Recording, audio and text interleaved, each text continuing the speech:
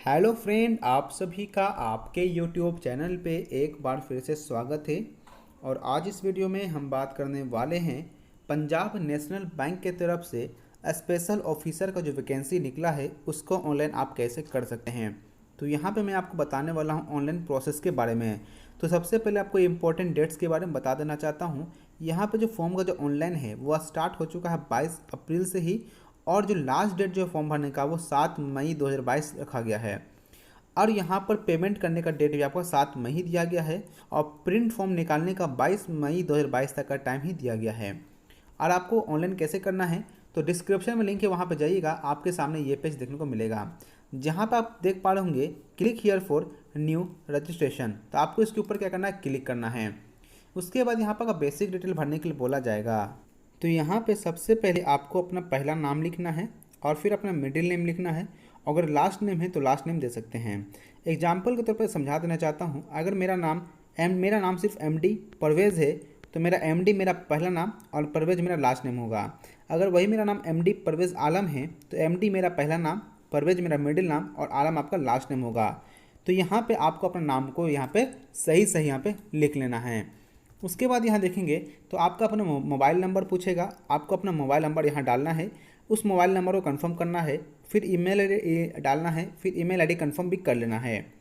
उसके बाद यहाँ देखिएगा कैप्चा कोड, इस कैप्चा कोड को यहाँ डालना है और सेव एंड नेक्स्ट का जो ऑप्शन है आपको इसके ऊपर क्लिक कर देना है। इसके बाद यहाँ पे आपका रजिस्ट्रेशन यहाँ पे कंप्लीट हो जाएगा, जो कि आपको एप्लीकेशन नंबर और पासवर्ड मिल जाएगा। और यहाँ पे फ़ोटो और सिग्नेचर आपको अपलोड करना होगा। यहाँ पर फ़ोटो आप जेपीजी फॉर्मेट में होना चाहिए और साइन भी जेपीजी फॉर्मेट में होना चाहिए। अगर हम फ़ोटो की बात करते हैं तो 20 से 50 केबी का साइज़ होना चाहिए। अगर वही हम सिग्नेचर की बात करते हैं तो 10 से 20 केबी का साइज़ का होना चाहिए। तो आपको फ़ोटो और साइन को यहाँ पे अपलोड कर देना होगा। फ़ोटो और सिग्नेचर अपलोड करने के बाद यहाँ पे एक टिक का ऑप्शन देखने को मिल रहा होगा, आपको दोनों के ऊपर आकर यहाँ पे टिक कर देना है। उसके बाद नेक्स्ट का जो ऑप्शन है आपको नेक्स्ट के ऊपर क्लिक कर देना है। और यहाँ पे आपका बेसिक डिटेल आपको भरने के लिए बोला जाएगा, जिसमें सबसे पहले आपका पोस्ट पूछ रहा है कि किस पोस्ट के लिए अप्लाई करना चाहते हैं। तो मैनेजमेंट क्रेडिट के लिए भरना चाहते हैं, मैनेजर रिस्क मैनेजमेंट के लिए, या सीनियर मैनेजर ट्रेजरी के लिए अप्लाई करना चाहते हैं। तो यहाँ पे सबसे पहले आपको मैं क्वालिफिकेशन के बारे में बता देना चाहता हूँ, इसको क्वालिफिकेशन क्या चाहिए। जैसे कि अगर मैनेजर रिस्क की फॉर्म भर रहे हैं तो यहाँ पे आपके सामने बैचलर डिग्री या मास्टर डिग्री होना चाहिए, मैथ में या स्टैट के अंदर या इकोनॉमिक्स के अंदर, या आपके पास FRM, PRM, DTIRM, MBA finance के अंदर, CA, ICWA, CFA, PG, PFB, इसमें आपको होना चाहिए डिग्री जहाँ पे 60% मार्क्स का होना जरूरी है। साथ में आपका 1 साल का एक्सपीरियंस होना चाहिए इसके वर्क फील्ड के अंदर।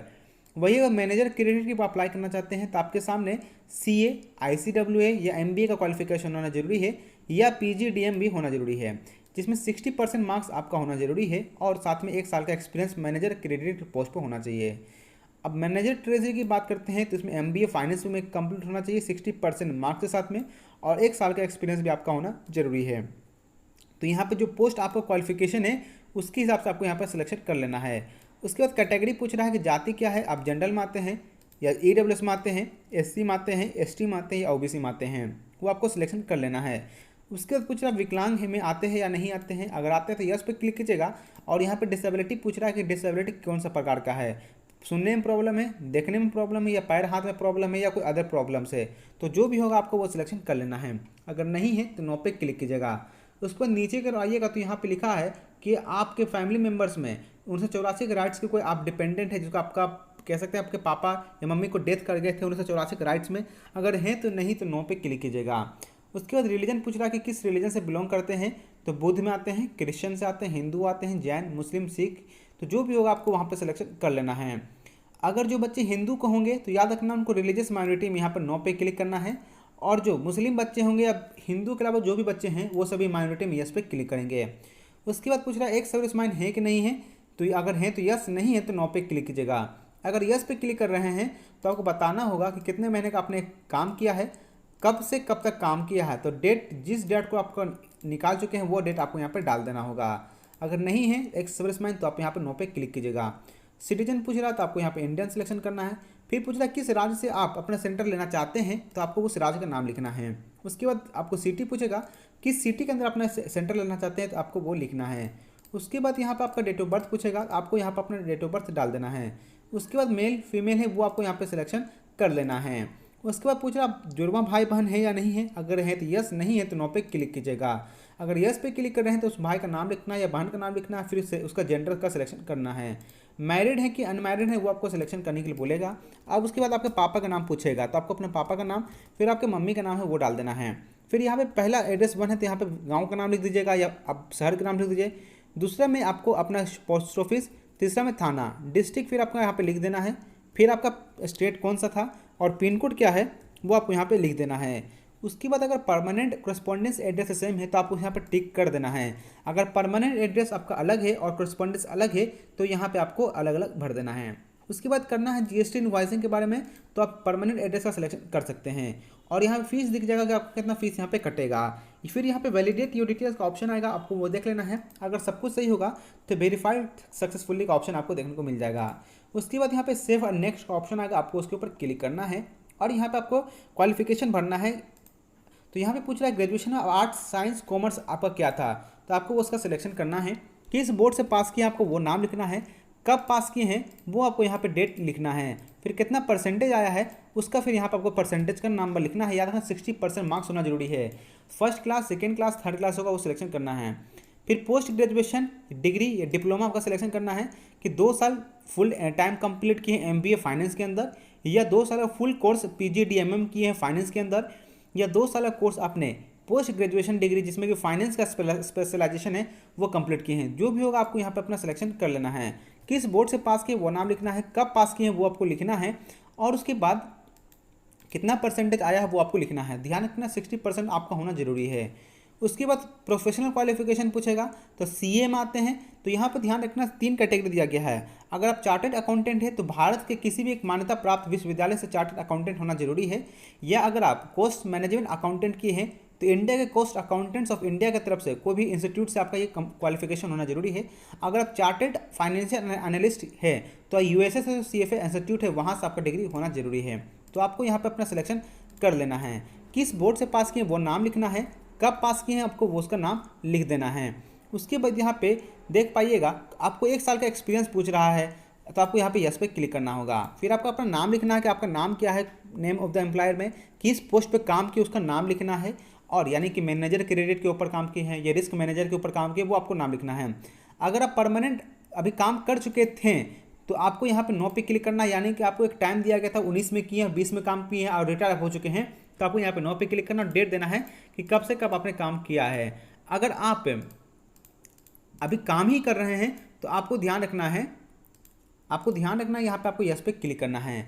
उसके बाद यहाँ पे आपका ऑटोमेटिक लिख जाएगा और आपको बताना है कि किस कारण से आपने नौकरी को छोड़ा था। अब यहाँ पे आपको लैंग्वेज का सिलेक्शन करने पूछेगा, तो अपने लैंग्वेज के यहाँ पे सिलेक्शन आप कर लीजिएगा कि आपको कौन कौन सा लैंग्वेज बोलने के लिए आता है, पढ़ने आता है, बोलने आता है, जो भी होगा आपको यहाँ पे टिक कर देना है। ये करने के बाद यहाँ पे आप लोकल लैंग्वेज का सिलेक्शन भी कर सकते हैं। ये फिर यहाँ पे वैलिडेट योर डिटेल्स का ऑप्शन आएगा, आपको वो चीज़ यहाँ पे डाल देना है। तो यहाँ पे मेरा कुछ गलती है तो मैं इसको सही कर लेता हूँ।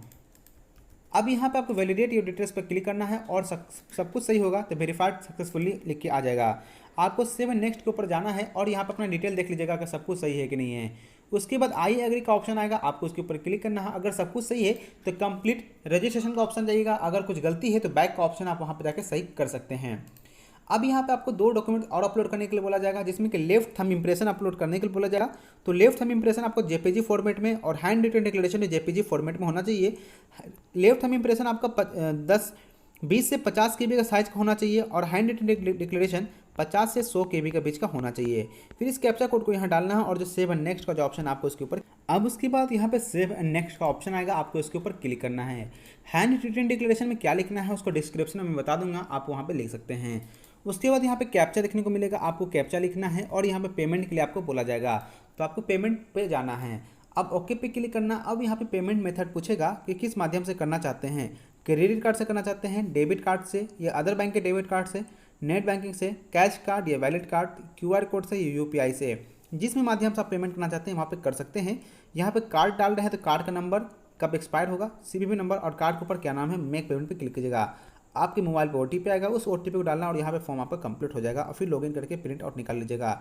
अगर आप नेट बैंकिंग से करना चाहते हैं तो यूज़र नेम और पासवर्ड डालना है और आपके मोबाइल पे ओटीपी आएगा, पेमेंट कीजिएगा, आपका फॉर्म कंप्लीट हो जाएगा। अगर आप यूपीआई के माध्यम से पेमेंट करना चाहते हैं तो अपने मोबाइल के कोई भी गूगल पे, फ़ोनपे या अमेजन पे का इस्तेमाल करके पेमेंट कर सकते हैं। तो इस प्रकार से दोस्तों आप फॉर्म को भर सकते हैं। अगर आपको कन्फ्यूजन लग रहा है तो कमेंट करके पूछेगा, मैं इसका जवाब आपको जरूर दूंगा। आशा करता हूँ वीडियो अच्छा लगा होगा। अगर वीडियो अच्छा लगा तो लाइक कर दीजिए, वीडियो को शेयर कर दीजिए और चैनल को सब्सक्राइब कर दीजिएगा। मिलेंगे जल्दी नेक्स्ट वीडियो में। Thank you for watching this video.